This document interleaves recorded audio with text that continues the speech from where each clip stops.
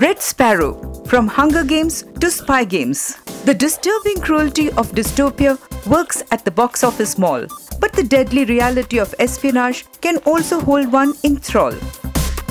The Hunger Games director-actor duo of Francis Lawrence and Jennifer Lawrence, who are not related by the way, come together to explore spy games in a ruthless fatherland. Long after the Iron Curtain has fallen, the secret intelligence agencies of Russia still send ice cubes down the spine. Ballet diva Dominika Egorova's inscrutable face veils a violence that's unafraid to surface when her choices are limited. Uncle Ivan recognizes that streak in his niece even while she's the caring daughter to an invalid mother or is the victim of a planned accident by a co-dancer on stage. "You're just like me," says Ivan the Terrible as he recruits her into working for the state.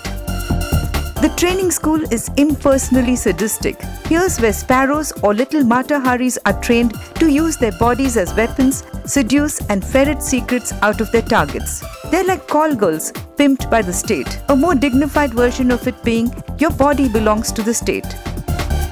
Scripted by Justin Hayther from a book written by former CIA operative Jason Matthews, Dominika is thrown into the deep from where she has to swim.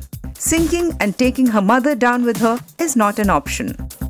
There's a mole in the higher echelons of the Russian government. Dominika's assignment is to find him through his American handler, Nate Nash. The expected sexual chemistry between the two spies smolders, but there's no room for mush in this harsh premise.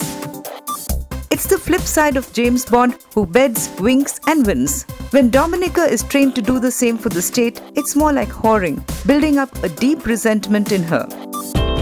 Unlike the kick-ass action and the blatant female impersonation of James Bond by Charlize Theron in Atomic Blonde, it's cold-hearted planning and revenge. Ultimately, who's the pawn? Who's playing whom? Keep guessing.